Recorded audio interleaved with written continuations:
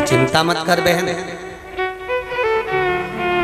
मेरे माता पिता और इन भांजा भांजी के नाना नानी का श्राद्ध अब इस घर में करना।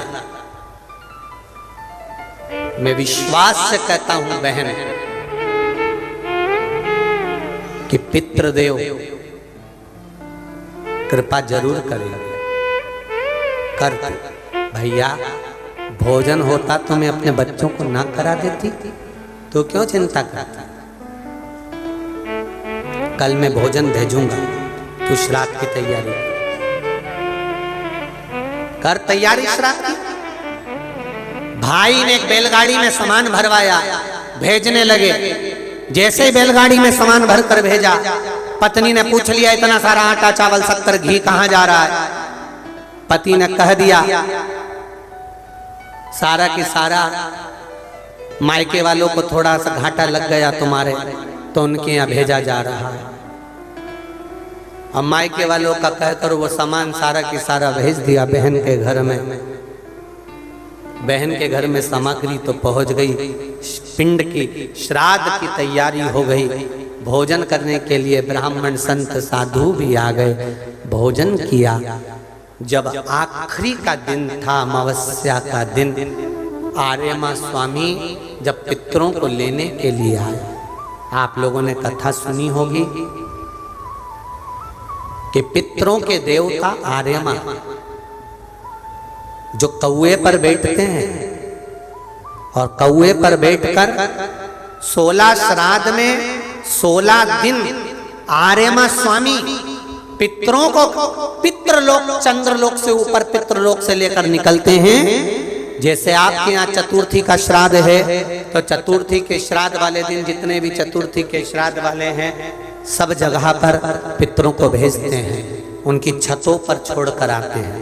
फिर 7 दिन तक श्राद्ध वाले 16 दिन तक पितृ पूरी पृथ्वी पर मृत्यु लोक में भ्रमण करते हैं, श्राद्ध का भोजन करते हैं। एकम का श्राद्ध जिसका होता है उसको भेजते, दूज का जिसको भेजते, तीज का जिसको भेजते। इनको लेकर उस दिन वापिस नहीं जाते, इनको अमावस्या वाले दिन लेकर जाते। 16 दिन श्राद्ध के पूर्वज पितृलोक छोड़कर चंद्रलोक छोड़कर मृत्यु लोक में रहते, भ्रमण करते रहते।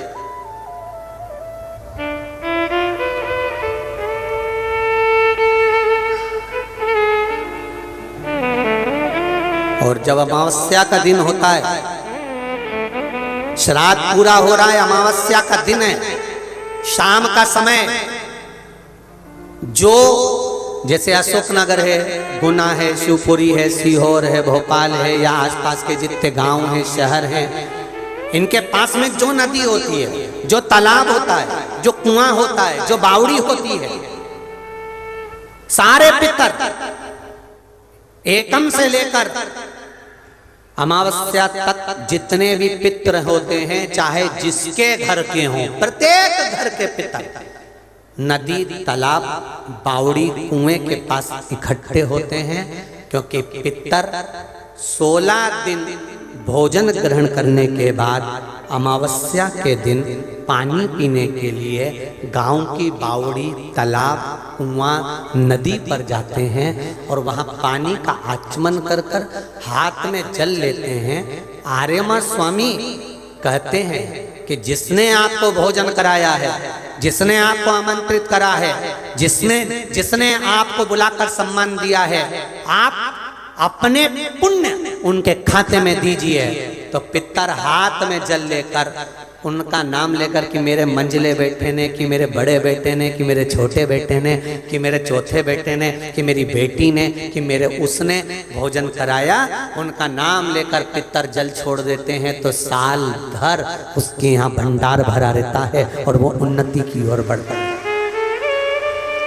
इसलिए सनातन हिंदू धर्म में नियम है कि 16 श्राद्ध के 16 दिन पूरे हो और अमावस्या का दिन हो, आपने ब्राह्मण को भोजन कराया ना कराया, आपने पिंडदान करा ना करा, आपने तर्पण करा कि न करा, आपने किसी को एक अंश भी किसी को दिया कि नहीं दिया, आपने गाय को रोटी दी कि नहीं दी, आपने कौवे को कागल दिया कि नहीं दिया, आपने श्वान को भोजन दिया कि नहीं दिया, पर एक काम जरूर करो कि अमावस्या के दिन शाम के समय तुम्हारे नगर में, मोहल्ले में, गांव में, खेड़े में जो नदी हो या तालाब हो या बावड़ी हो या कुआं हो, कोई भी एक जगह पर जाकर एक घी का दीप अवश्य लगाना चाहिए अपने पूर्वजों के नाम से। तो पूर्वजों को वो जो दिया की रोशनी होती है ना, वो दिए की रोशनी को पाकर पितर पूरी रात्रि भर भ्रमण, इसलिए कहते हैं ना दूसरे दिन देवी जी बैठने वाली रहती है, इसलिए कहते हैं अमावस्या की रात्रि बड़ी भारी होती है। क्यों कहते हैं? क्योंकि पितर सब इस मृत्यु लोक से चंद्रलोक होते हुए पितृलोक जाते हैं। तो जो दिया जलाता है उसके पूर्वजों को प्रकाश, रोशनी और राह मिलती है। तो उसकी जिंदगी में कितनी भी उलझन चल रही होती है, कितना भी काम अटक रहा होता है, कोर्ट में केस भी चल रहा होता है, या कितनी बड़ी भी बीमारी हो रही होती है, अगर वो अमावस्या के दिन शाम के समय दिया लगा देता है नदी के घाट पर या तालाब या बावड़ी या कुएं के घाट पर, तो उसकी जिंदगी में जितनी अटकलें आती हैं वो सारी समाप्त हो जाती हैं और रास्ता मिल जाता है। इसलिए अमावस्या के दिन का महत्व है। लगाइए आप। श्राद्ध पक्ष की अमावस्या के दिन शाम के समय दिया नदी, तालाब, बावड़ी या कुआं कहीं भी एक जगह पर जाकर अपने पूर्वजों का स्मरण कर कर सिर पे माताओं से निवेदन है पल्लू रखकर, जिससे पूर्वजों का आशीर्वाद बना रहे। और पुरुष वर्ग अगर साथ में जा रहे हों तो धोख लगाकर प्रणाम कर कर, झोली पसार कर प्रणाम करना कि मेरे पितर, जब दिया लगाओ तो झोली पसार कर प्रणाम करो, मेरे पितर मेरे घर में खूब भंडार भर कर जाना, ऐसी कृपा करना और उनको कहकर जाइए। आज रहनी के साथ में वही हुआ, भोजन का सामान आ गया, ब्राह्मण भोजन कर लिए, संत भोजन कर लिए, साधु भोजन कर लिए। अब आई अमावस्या, अमावस्या के दिन सब पितर इकट्ठे हुए, सबसे पूछा गया आपको श्राद्ध पक्ष में अच्छे से भोजन तो मिला? आर्यमा स्वामी सबसे पूछते हैं, सबको भोजन तो मिला? सबसे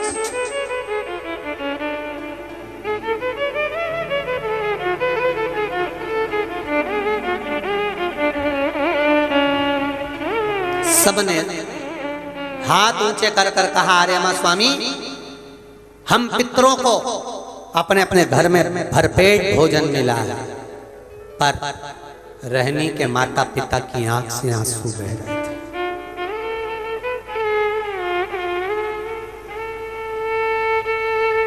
रहनी कि माता पिता की आंख से आंसू बह रहे हैं।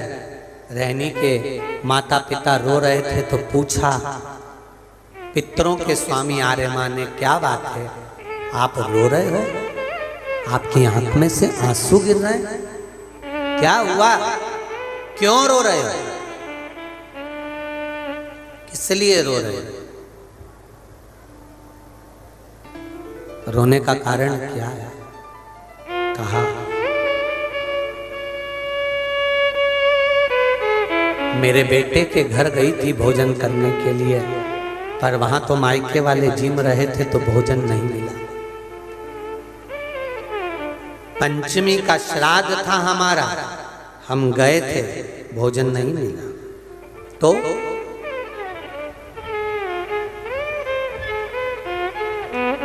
श्राद्ध पक्ष में पितरों को छोड़ा जाता है, भोजन मिला तो ठीक है, नहीं मिला पितर चले जाते हैं। चंद्रलोक से पितृलोक के बीच में एक पितृलोक का सीढ़ी पड़ती है, जीना, सड़ाव, सीढ़ी जिस पे पितर चढ़ के पितृलोक जाता है। उस सीढ़ी पर कौन रुकता है? उस सीढ़ी पर पितृलोक में जाते समय कौन रुकता है? तर्पण शिव महापुराण की कथा कह रही है कि पंचमी का श्राद्ध था, पितर आए पर आपके यहाँ पर उनको भोजन नहीं मिला, वो पंचमी के दिन का श्राद्ध नहीं जीम पाए, चले गए। पितृलोक की सीढ़ी पर जाकर बैठ जाते हैं। अंदर जो पितर जाते हैं, वो पितर जब अंदर जाते हैं, जाने के बाद बात करते करते जाते हैं कि हमारे बेटे ने हमको खीर खिलाई, हमको पूड़ी खिलाई, और उनके मुख से जो राल टपकती है, तो जो पितर भूखे रह जाते हैं वो पूरा साल उनकी राल को चाटते हैं और बद्दुआ देते हैं कि हमारे बेटे 5 5 4 4 3 3 2 2 इतने बेटे और हमको भूखा छोड़ दिया। तो वो बद्दुआ देते हैं, जिसके कारणवश पितृदोष होता है। और फिर ब्राह्मण देवता कहते हैं कि ये पितृदोष हो गया। पितृदोष क्यों हुआ? क्योंकि वो भूखे रहे। इसीलिए तो ये तर्पण शिव महापुराण की कथा के बाद जितने लोग कथा सुन रहे हैं, आप भोजन कराएं ना कराएं, पर आपके पूर्वजों के लिए, आपके पितरों के लिए, आपके आहूतों के लिए, आपके वासुकों के लिए, जो अधोगति में मर गए उनके लिए कुबेरेश्वर धाम सीहोर में अमावस्या के दिन सुबह से शाम तक प्रसाद रहे। केवल उनके कि ये जीव की गति हो जाए। जितने सुन रहे हैं, भूल से भी अगर ने भोजन नहीं कराया तो उनको गति प्राप्त हो, कैसे भी उनको मिल जाए, उनको प्राप्त हो।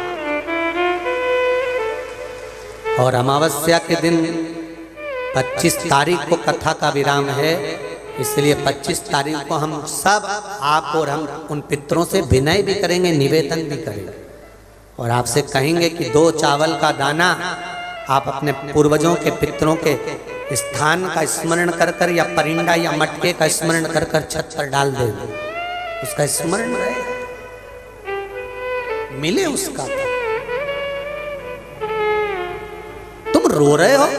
हाँ, मेरे बेटों ने भोजन नहीं कराया मुझको। मेरा बेटा चले गया था गया का पिंड करने के लिए, बहू को कह गया था कि भोजन करा देना, पर भोजन नहीं मिला मुझको। फिर हमारी तिथि निकल गई। मेरा बेटा आया, बहन के घर, बेटी के घर में उसने भोजन बनवाया। भोजन बनवाया तो हमारे निमित्तार्थ भोजन कराया। तो रो क्यों रहे हो? तुम्हें अमावस्या के दिन भोजन तो मिला ना, तुम्हें रोने का जरूरत क्या है? क्यों रो रहे हो? पितर कह रहे हैं, रो इसलिए रहे हैं कि बेटी के घर का खाया है। अगर शास्त्र कहता है कि बेटी के यहाँ का खा लो तो बैकुंठ निवास नहीं मिलता, तो हमें क्या निवास मिलेगा? शिव महापुराण की एक बात अच्छे से सुन लेना। अगर बेटी कमा रही है, बेटी समझदार है, आपने बेटी को अपने पांव पर खड़ा करा है और बेटी में विद्वत्ता है, और बेटी अगर कमा रही है, समझदार है, उसको कमाने के लायक तुमने बना दिया, या बेटी का घर तुमने अच्छा ढूंढा, जमाई अच्छा ढूंढा, लड़का अच्छा ढूंढा जो बेटी को स्नेहवश रखता है, तो ऐसी बेटी के घर का खा भी लोगे तो नरक नहीं जाओगे। बेटी प्रसन्नता में खिला, बेटी प्रसन्नता में खिलाती है। जब माँ बाप दुखी होते हैं, बेटा नहीं संभालता, बहुएं नहीं संभालती, तो बेटी जब सामने आती है तो ये सोचकर नहीं आती कि मेरे ये सोचकर आती है कि कोई जीव की अगर मैं गति सुधार दूं तो इससे बढ़कर और क्या है। बेटी के घर का भोजन, हाँ मैंने किया है, तो मैं पितृलोक में कैसे, किसको मुंह दिखाऊंगी? मैं पितृलोक में कैसे जाऊंगी? कहा आर्यमा स्वामी ने, घबराओ मती, तुम्हारी बेटी के घर में तुमने भोजन किया है, पर बेटी के घर में भोजन किया तो वो भोजन तुम्हारे बेटे ने ही भेजा था, बस धर्म पत्नी को नहीं बताया था, पहुंचा तो था, चिंता ना करिए। बेटी के घर में श्राद्ध हुआ है तो भांजा भांजी ने नाना नानी का श्राद्ध करा है। सनातन हिंदू धर्म में जब गया जी में पिंड देने जाते हो, तर्पण करने जाते हो, पिंडदान करने जाते हो, तिलांजलि करने जाते हो, तो आज भी सनातन हिंदू धर्म में माता पिता के नाम के साथ में, दादा दादी के नाम के साथ में पूछा जाता है नाना नानी का नाम। बोलो सही है कि गलत है? नाना नानी का नाम बोलिए, पर नाना नानी का नाम बोलिए, वहां बुलाया जाता है। नाना नानी के घर का भी अगर भांजा भांजी अगर कर रहे हैं, श्राद्ध पक्ष मिलेगा अवश्य। तो क्या हमें भोजन मिला है? हाँ, हम आशीर्वाद दे दें। रुको, रहनी शाम के समय दिया लगाने आएगी उसके बच्चों को लेकर। कुछ ऐसा दे देना, कुछ ऐसा दे देना कि रहनी को लकड़ी नहीं बेचना पड़े और बच्चों को भूखा नहीं देना पड़े। पितृ पितृ मेरा एक निवेदन आपसे भी है।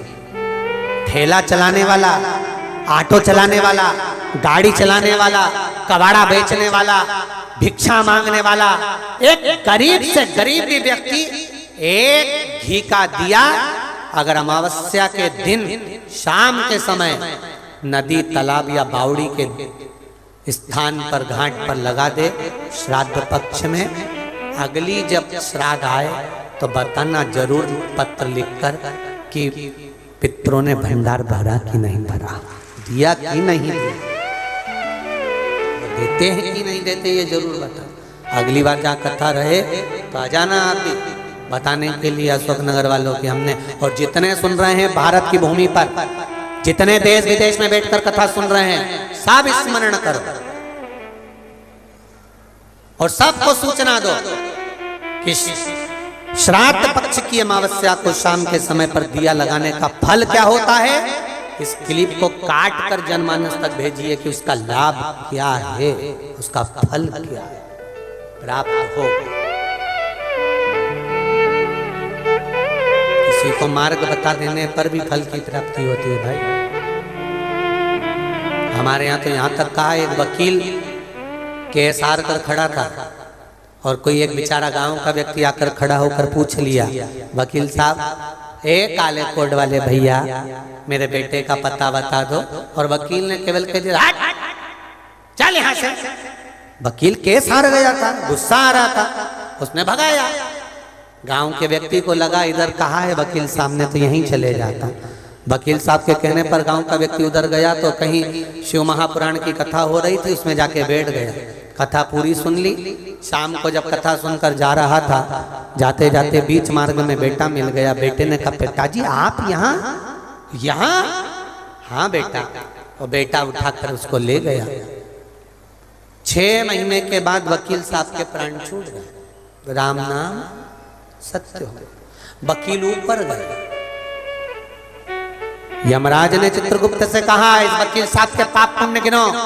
कहा महाराज इसने कोई पुण्य नहीं करा, झूठी झूठ बोला, झूठी झूठ, कोई पुण्य नहीं।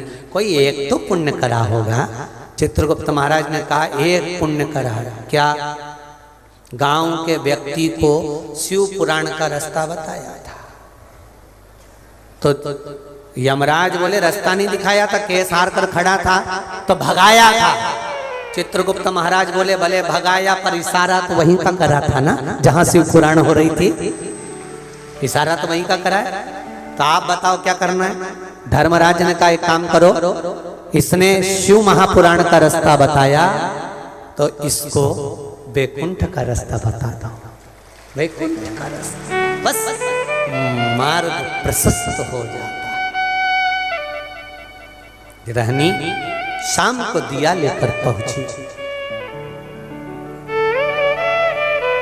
रहनी शाम को दिया लेकर पहुंची घाट पर, जहां पर पितर जल का प्रतीक्षा कर रहे थे, पानी पीने की तैयारी में थे और पितर पानी का आचमन कर रहे थे। आर्यमा स्वामी ने आवाज लगाई चलिए, चलने की तैयारी करिए और अपने अपने घर के बच्चों को जिन जिन के यहाँ पर भोजन करा है उनको आशीर्वाद प्रदान करिए। चलिए। रहनी आंख में आंसू भरिए। कितना भी दुख हो, कितनी भी तकलीफ,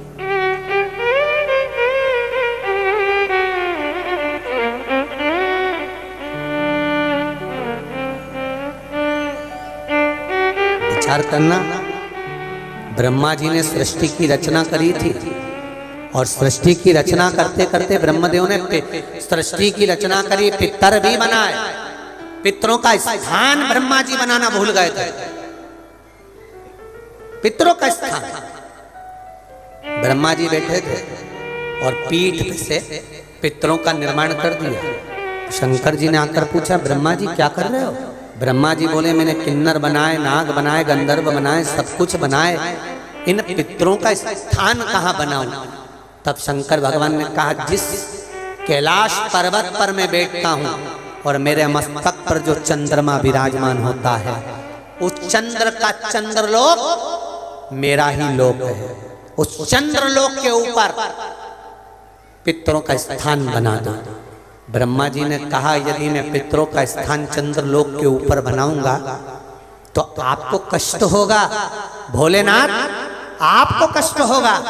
शंकर भगवान कहते हैं, सुनो ब्रह्मदेव, मृत्यु लोक में शिव मंदिर के अंदर शिवालय में जो जलाधारी टांगी जाएगी, जो जलाधारी शिवालय में टांगी जाएगी, और उस जलाधारी में मेरी 5 बेटियां विराजमान होगी, जया, विषहरा, शामली बारी, दौतली, देव। उस जलाधारी में मेरी 5 बेटियां रहेंगी, पर जो संसार का मनुष्य उस जलाधारी में जल डालेगा, वो जल मेरे माध्यम से पितृलोक में पहुंच जाएगा। उस जलाधारी के जल की महत्वता। कई लोग कहते हैं कि श्राद्ध में ही तर्पण किया जाता है, कई लोग कहते हैं श्राद्ध पक्ष में तर्पण किया जाता है, कई लोग कहते हैं कि श्राद्ध पक्ष के अंतर्गत ही तर्पण का महत्व है। अरे भाई, बड़े बड़े यज्ञ अनुष्ठान, बड़े बड़े जो उपासना होती है, उसमें भी तर्पण आदि का क्रम होता है, उसमें भी पितरों का स्मरण होता है। और शिव मंदिर में जो जलाधारी बंदी होती है, उस जलाधारी में जब जल हम चढ़ाते हैं, हे पितृदेव, हे शिव, हे ओघड़दानी, कुछ दक्षिणा देना है। उसमें से सोने की मुद्रा निकली और बाबा को देकर विधा किया है। वो मटका मेरा विश्वास कहता है, शिव महापुराण की कथा पर विश्वास कहता है, अमावस्या के दिन श्राद्ध पक्ष की जो अमावस्या है, जो 25 तारीख को आने वाली है, उस श्राद्ध पक्ष की अमावस्या के दिन जो नदी, तालाब, बावड़ी, कुआं, किसी भी एक जगह पर अपने पूर्वजों का नाम लेकर शाम के समय पर दिया लगाएगा, ये मेरा विश्वास कहता है, उसके लिए कुबेर भंडारी भंडार जरूर भरेगा, पितृ भंडार जरूर भरेंगे, ये निश्चित देगा। शाम के समय उस दिए को पानी में विसर्जन नहीं करना, उस दिए को केवल घाट पर लगाना, पानी के अंदर नहीं डालना, विसर्जन नहीं, घाट पर लगाकर। ऐसे मेरे ओघड़दानी रहनी को एक खंडा प्राप्त हुआ, शिव के नाम से, पितरों के नाम से उसमें स्मरण करने लगा। समय आया और आगे वर्णन आता है, सती मैया जो जलकर भस्म हुई थी, हिमालय राज की यहाँ पर प्रकट हुई और वही पार्वती के नाम से विख्यात होकर शिव जी के साथ में माता पार्वती का मंगल विवाह हुआ है। आज की कथा में शंकर पार्वती पधार रहे हैं। मंगल विवाह पार्वती के साथ हुआ। यह पार्वती कौन थी? पितरों की कितनी लड़कियां थी? पितृलोक में पितरों की लड़कियों का क्रम क्या था? पितरों की धर्म पत्नी का नाम क्या था? पितरों के लड़के कितने थे? वो हमको कल की कथा में श्रवण करना है कि पितृलोक में जो पितर रहते हैं उनकी पत्नी का नाम क्या है, पितृलोक में जो पितर रहते हैं उनके बच्चे कितने और कितने पुत्र, कितनी पुत्रियां। भगवान शिव पधार रहे हैं, जोरदार ताली बजाकर स्वागत करें देवाधिदेव महादेव के लिए। सुंदर देवाधिदेव महादेव की एक निवेदन, सभी लोगों का पत्र आया है और मैसेज भी आए हैं कि आरती थोड़ी सी रह जाती है, तो कल से कथा आरती के पहले ये सब समापन कर दिया कर। चैनल वाले बता दें कि 5-7 मिनट रहते हैं, तो सब लोग आरती करते हैं टीवियों के माध्यम से। सब आस्था चैनल पर, फेसबुक पर भी लोग आरती कर रहे हैं, इसलिए वो इंतजार में बैठे रहते हैं। तो आरती गाने वालों से भी निवेदन है रविंद्र जी से कि थोड़ा जल्दी जल्दी आरती गाएंगे, आरती का क्रम होगा। वरमाला हो रही है माता पार्वती भगवान शिव जी के लिए। मेरा चैनल वालों से भी निवेदन है कि आप लोग भी प्रयास करो कि सभी लोग आरती, अगर कथा थोड़ी लेट भी हो जाती है तो आरती दिखाने का प्रयास करें आस्था चैनल। आपको पूरा विश्व देख रहा है आस्था चैनल को, और पूरा राष्ट्र देख रहा है, तो आस्था चैनल वालों से भी निवेदन है अगर कथा थोड़ी लेट अवेयर होती है तो आरती अवश्य दिखाया करें। आप लोगों से निवेदन है, पूरा विश्व आपसे ये गुहार करता है आस्था चैनल वालों से। पार्वती मैया